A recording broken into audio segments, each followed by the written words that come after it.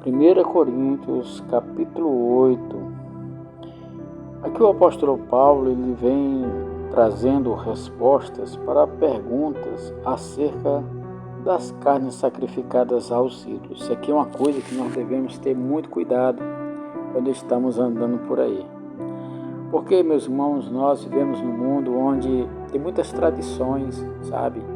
E tem muita coisa que hoje em dia está tão misturada, essa questão cultural, principalmente da nossa nação brasileira, porque é uma miscigenação muito grande. Tem culturas africanas, tem culturas holandesas, culturas que vêm da Europa, como da França, da Espanha, portuguesa, enfim. Nosso Brasil, ele é mesclado de povos de todas as etnias, de todos os lugares desse planeta, né? Aqui nós temos orientais, nós temos norte-americanos, nós temos pessoas de todas as partes do mundo. E todo esse ajuntamento de pessoas de várias partes do mundo, então, vem trazendo em sua bagagem a cultura da sua nação, do seu povo. E nós devemos observar, né, saber. É por isso que é importante estar estudando a história, saber das coisas, para que a gente não seja totalmente taxado como pessoas preconceituosas, porque essa questão de preconceito, irmão, na verdade eu vejo assim, o preconceito está na mente daquele que se acha que está sofrendo preconceito, entendeu? O preconceito não parte do outro, parte da pessoa que se sente lesada.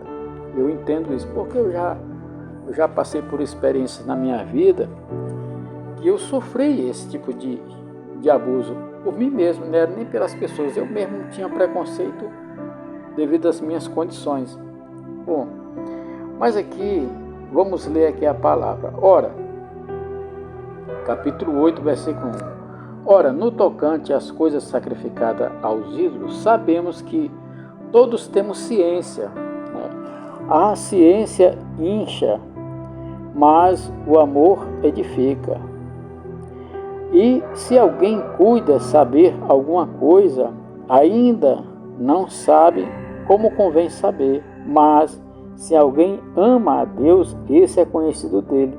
Assim que, quando ao comer das coisas sacrificadas aos ídolos, sabemos que o ídolo nada é no mundo e não há outro Deus senão um só. Porque ainda que haja também alguns que se chamem deuses, quer no céu, quer na terra, como há muitos deuses e muitos senhores, todavia para nós há um só Deus, o Pai, de quem é tudo e para quem nós vivemos, e um só Senhor, Jesus Cristo, pelo qual são todas as coisas e nós por Ele. Mas nem em todos há conhecimento, porque alguns até agora comem no seu costume para com o ídolo, coisa sacrificada ao ídolo. A sua consciência, sendo fraca, fica contaminada. Ora, o manjar não nos faz agradáveis a Deus, porque se comamos, nada temos demais, e se não comemos, nada nos falta. Mas vede que essa liberdade não seja de alguma maneira escândalo para os fracos. Porque se alguém te vir a ti, que tem ciência, sentado à mesa no templo dos ídolos, não será a consciência do que é fraco induzida a comer das coisas sacrificadas aos ídolos? E pela tua ciência perecerá o irmão fraco, pelo qual Cristo morreu. Ora, pecando assim contra os irmãos e ferindo a sua fraca consciência, pecais contra Cristo. Pelo que, se o manjar escandalizar a teu irmão, nunca mais comerei carne, para que meu irmão não se escandalize. Irmãos, a partir deste capítulo, Paulo ele vai respondendo algumas perguntas para a igreja de Coríntios, a respeito de alimento oferecido a ídolos, e se é permitido comprar e comer tal alimento e participar de festas em templos idólatras. Veja bem, esse problema é muito recorrente ainda hoje em nosso tempo. Eu acredito que em todo o tempo da história da humanidade isso sempre teve presente, né? Aqui, ao lidar com este assunto, Paulo revela um princípio importante, segundo o qual os cristãos de todos os tempos devem viver. Esse princípio aplica-se a quaisquer atividades questionáveis que possam tentar algum crente a pecar e arruinar-se espiritualmente. O Espírito Santo deu instruções por intermédio do apóstolo Paulo no sentido do cristão sempre agir com amor para com os irmãos na fé e requer abnegação, ou seja, se está fazendo alguma coisa errada, deixe de fazer para que o irmãozinho mais fraco, aquele que está começando a caminhar, não se escandalize. A abnegação, ela significa limitar a nossa própria liberdade e deixar de lado todas as atividades questionáveis, a fim de não ofender ou enfraquecer as convicções sinceras de outros cristãos que se consideram firmados em princípios bíblicos. O inverso da abnegação é a autodefesa do direito de participar de uma atividade questionável, atividade esta que poderá induzir outros também a praticarem pelo seu próprio detrimento. Então, aqueles que baseiam o seu direito de praticar de coisas duvidosas, conforme o seu conhecimento ou entendimento, amadurecimento, demonstra que, na realidade, nada sabem como convém saber.